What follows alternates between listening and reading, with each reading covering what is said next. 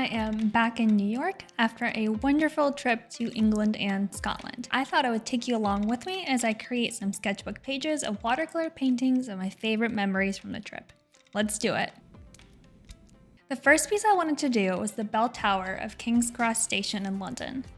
I love the reddish brick against the bright blue sky and the blue accents of the tower. I actually really like the detail work and I wanted to capture the essence of that as well.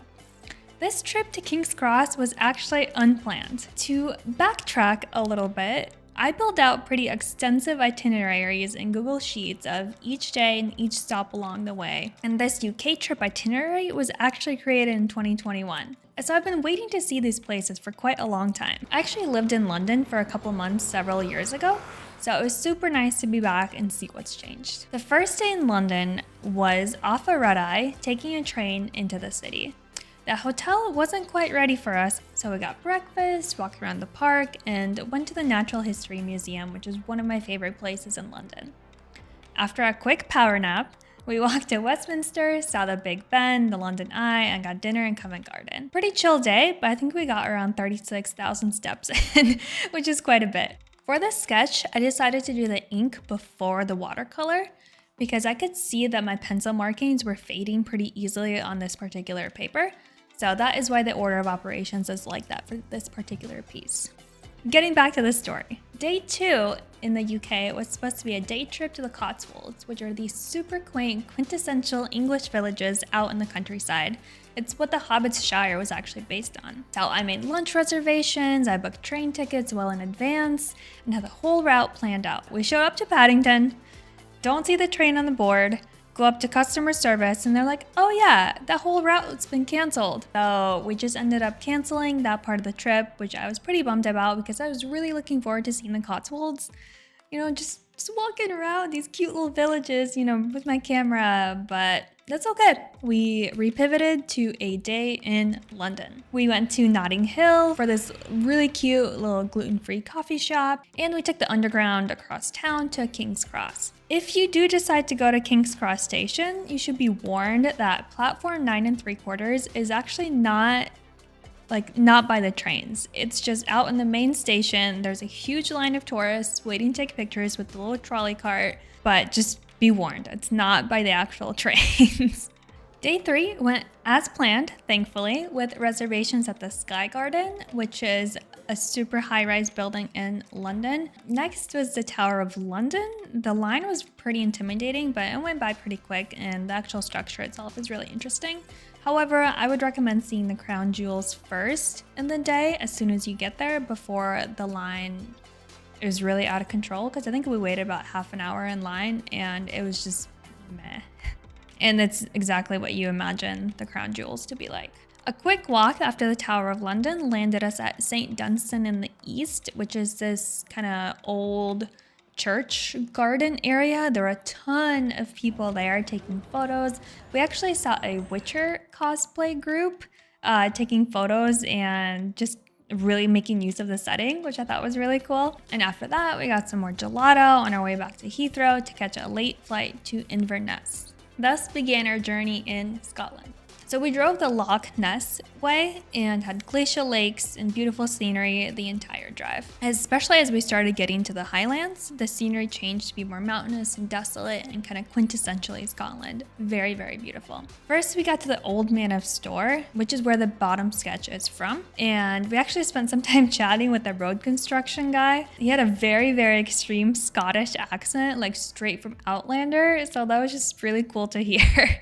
And I love chatting with him. After basically doing all the trails in the Old Man of Store area, we drove to Keering and only did a little bit of hiking because it was super, super windy. Beautiful, but super windy. And we were actually really lucky to get some really beautiful shots, and the scenery was amazing.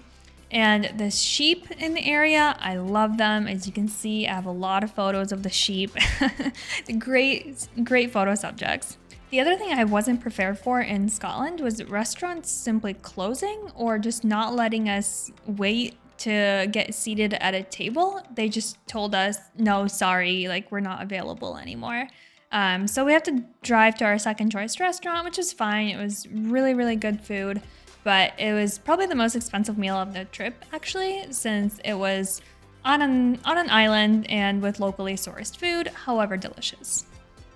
The next day was Fort William and the Jacobite train, which some of you might recognize as the train in Harry Potter. My pro tip is to go to the doors between the cars, like well in advance of going over the viaduct.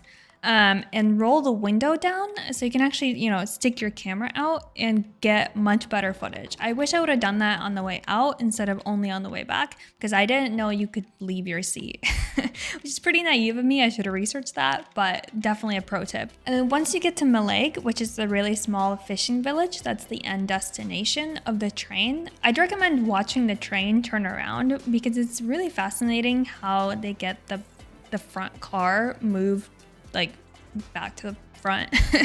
The journey back feels much faster and the scenery is still just as beautiful, so just relax and enjoy the train ride. And this is actually one of my favorite photos that I took from the train. This is Dumbledore's grave in Harry Potter, and I love how moody the setting is and just so picturesque.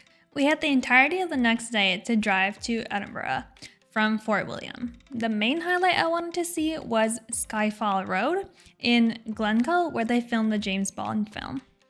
It was super cool, even if visibility was pretty low because it was quite rainy, but it was just so beautiful, just very, very scenic of a drive.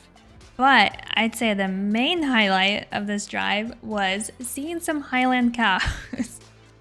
So these next two sketches are from Edinburgh, and I love the stained glass from the Castle of Edinburgh, and I thought it'd be really fun to paint, almost like a paint by the numbers kind of thing.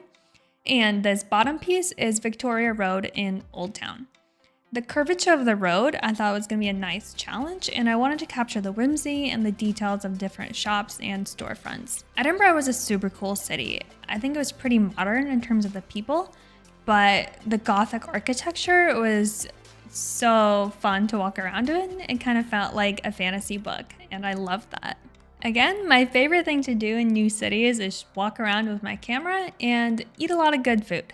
So we got breakfast before going to Edinburgh Castle. I thought the different layers of the castle were really interesting to see since it was kind of built up over time, with some parts of it being ruined by cannon, some parts of it, being built up with more modern buildings. So just very interesting to walk around. I definitely spent a couple hours there and take in a lot of the history.